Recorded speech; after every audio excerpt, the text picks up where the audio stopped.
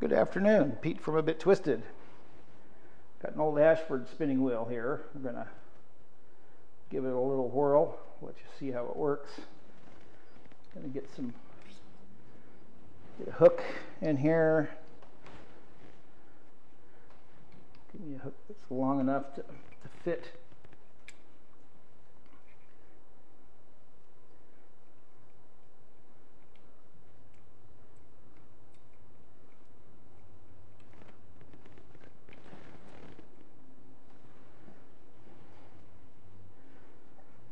All right. So yeah, sometimes it takes a minute to get things hooked up. So the crochet hook is not long enough. Not that one anyway.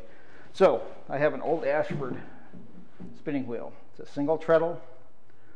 This is also a Scotch tension, so it's flyer driven. And not a convertible, so this one is only a single drive band instead of a dual drive band where you can do both Scotch tension or double drive. And if you wanted to, you could adapt this to a double drive, but not necessary. It is just a single speed. There is no multiple whirls on this flyer here. This is a little bit older of a machine, and it only came at the time with one speed. All the new ones come with multiple speeds, and these are workhorses. You can buy parts for them still, and they're just really dynamite spinning wheels to use to make your thread. You can make really super thin, you can make reasonable midweight bulky if you wanted to, but whatever you do, it has to smoothly be able to go through the orifice of this wheel. So this isn't officially a bulky type yarn, but this is good for thin and just a bunch of different types of yarn here. So yeah, one other thing here I brought is a yarn gauge, and so it's got 1 inch across to do your wraps per inch, and it also has your gauge that you want here. So this is lace weight, fingering, sport, DK, worsted, Aran, bulky, and super bulky. And typically what I do is I do like fingering weight in my singles. Then when I double it up, it's usually in the sport or DK, depending on how fluffy it ends up being. And so keep one of these handy. It can help you work at keeping a consistent diameter thread if you're not overly experienced. And I found when I bought it, it was an extremely handy thing to have, and you can just keep it attached to your wheel and just leave it sit on your lap, and it works. And so I do this under tension. So right now it fits into the fingering just fine on what I'm doing right now, not overly twisted. This is combed top that I'm spinning, and so it'll be a really nice worsted yarn. It'll be soft once it's plied. Then if you're not sure, if you think you're getting too thin or too thick real quick, you can just kind of slow down a little bit. So that's a little bit thinner than I want. So I'm going to add just a little bit more. So you just kind of add a little bit more out of your draft. Kind of see if you're in that zone. And I just do it so it just fits nicely in the groove. Don't want it tightly in the groove. And just kind of use that as your guide. And when you ply it, it tends to kind of balance itself out over the length of your yarn that you spun. And just kind of keep it there for quick reference. It only takes a second. You don't even have to lose your stride.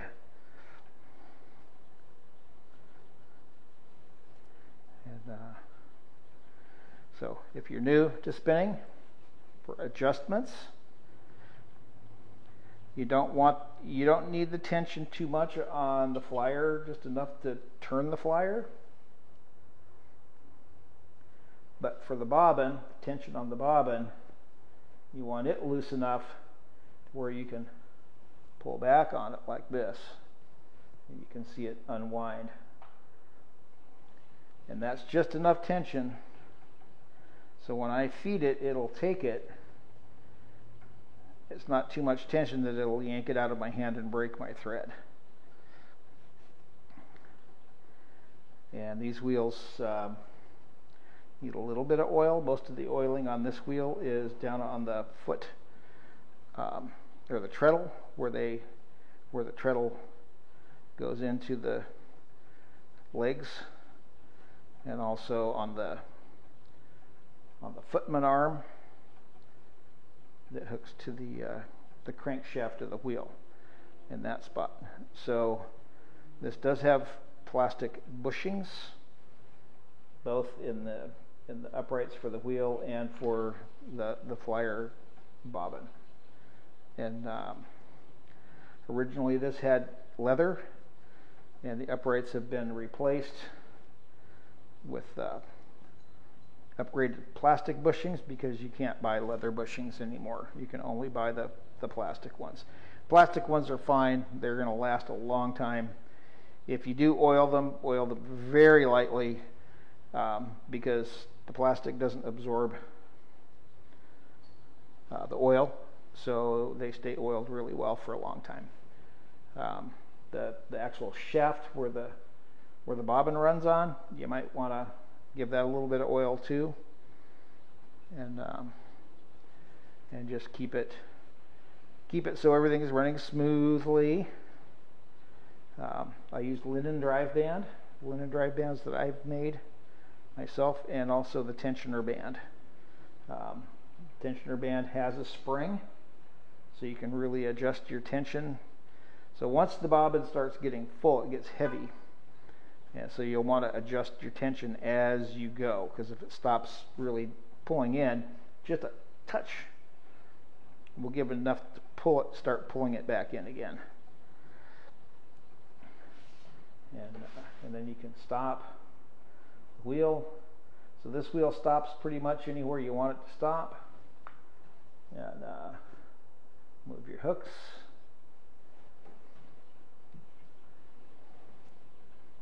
And then just keep going. And so if you can, you stop the wheel and stop it so it's on the downstroke, so when you push down on the pedal, it'll automatically start, just like that. You don't have to hand start it. If it's over on the other side, then you have to swing it over by hand. It's a quiet wheel if everything's been oiled. If it starts to squeak on the treadle, it'll be kind of a weird sound. You can put a little bit of oil in that groove there, because I have some wadded up flax in both ends to act as an oil wick to help hold oil. So the steel pin is running against an oil wick, which can be replaced.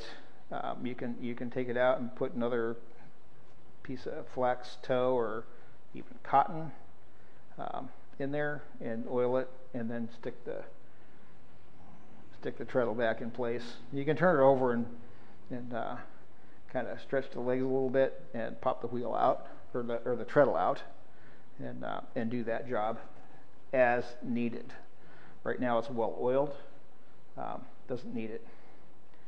And all the screws holding the wheel together are all tightened up really nice, and so it's going to last a long time. The wheel, when I picked it up, had a broken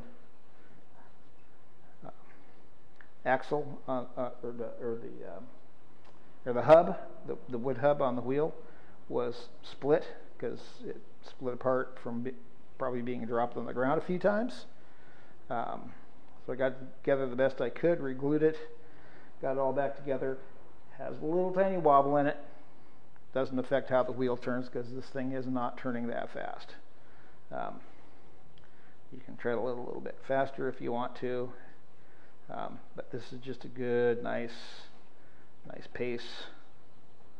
You can do some really good thread with this. If you do linen, it works with linen. You just want to tread a little bit more to get some extra twist to it. If you're doing super thin, a little extra treadling to get the twist in it that you need.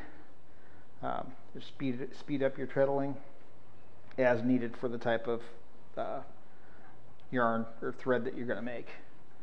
And I tend to make really thin thread for the loom to make fabric. So fine fabrics. I'm learning the loom, so this is all new stuff coming, but I want to do fine fabrics, and so far things are doing well. So let me bring the camera up a little closer and get a little closer look, and then we'll call this video done. And so you can see that it does work. It works quite well, very consistent, very quiet,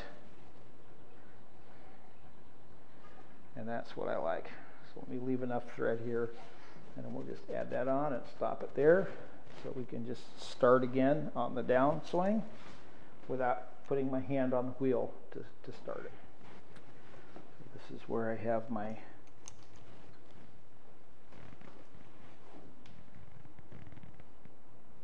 yarn gauge. So lace weight, fingering stuff. You can buy these on Etsy. They're pretty cheap, 11 bucks, something like that for one of these. And they're a really nice little tool to have. It's a cheap tool and it works. Bent piece of solid copper wire would make a nice hook. The hook that I have here is not for this particular wheel, so maybe I can see if I can make one real quick to go along with this wheel, and that's it. So this flyer here has hooks only here, and that's it. I would recommend adding an extra set, 1, 2, 3, 4 more hooks in between these. But if you do add more hooks, find hooks that are the same size, or replace them all at about the same size. But when you add the extra hooks, make sure you mark them really well so they're equally centered. You also want to use a really tiny drill bit and drill a small pilot hole. Otherwise you're going to split this here. And the reason I say that is because you're going to get lumps of thread as you fill it up, and you really want to fill it up nice and smooth. So the more hooks you have to change out, the better it's going to be. Or you could, in between these ones here, on this side, add a set of hooks over here.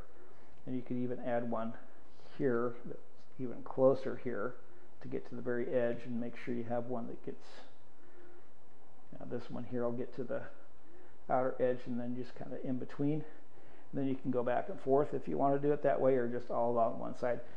It's not going to throw this thing off balance because this thing is going slow. So have them all on one side, and I've done that on another wheel, and it works really well. So hands off, and just start. It's because you stop your wheel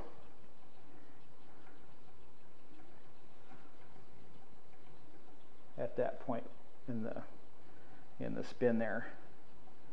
And so my wheel at home, if I stop it, it'll automatically go to the bottom. This one here will stop. So it's got a little bit more tension on the wheel than the one I have at home, and it will stop wherever it stops.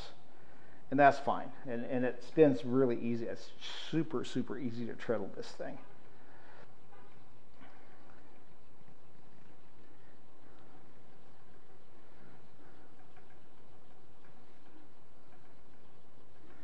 So if you got everything adjusted well, to make a nice big long piece of thread, I'm going to stop the bobbin when I let go of this.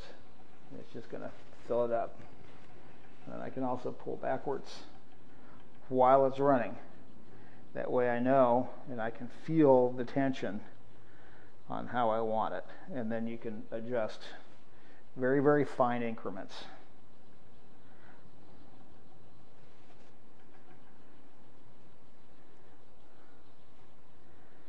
And this is an old Ashford. It doesn't even have an Ashford label on it.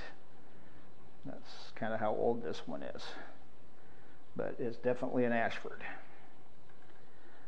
without a doubt. I've got all the, you can go on the Ashford website and you can get the history, because it's got smooth sides instead of the sides with the grooves in it. So these uprights are from a little bit newer wheel.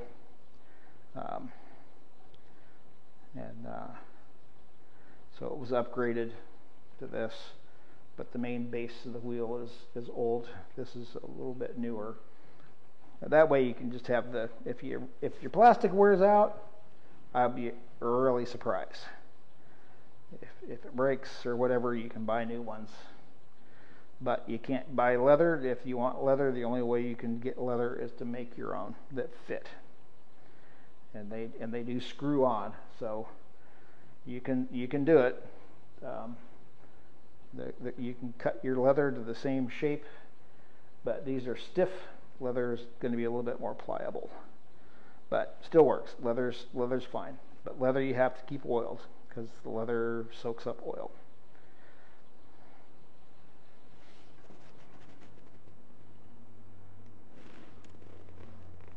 So wrap that around. Just let your thread hang.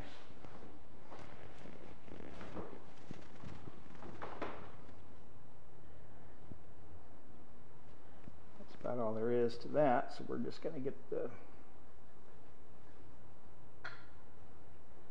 thing up here. I'm going to adjust my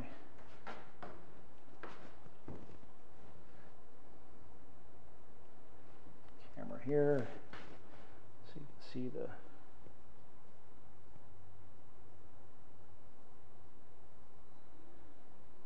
plastic bushings, bobbin adjuster, plastic bushings. So there's 3 bobbins with this. Oh, here's the adjuster to adjust your tension, and here's your knob to adjust tension on the wheel so this thing tilts forward. So as you turn your knob clockwise, it tilts it forward under tension. And if you want, you can unscrew underneath, move everything over, because like right now, looks like we can move the wheel over. I can do that for you, no problem. But plastic bushing under here. Plastic bushing under here. This is metal, so you want to oil in this area here. And down at the base of the footman is the leather strap, which I replaced. And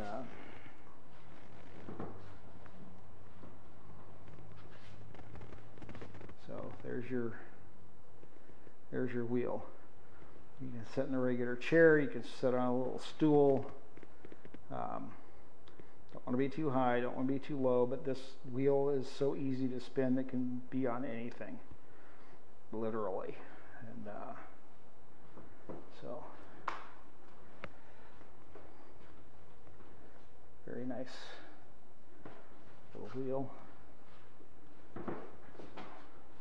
So you know that it works. And I thank you for watching. Talk to you later.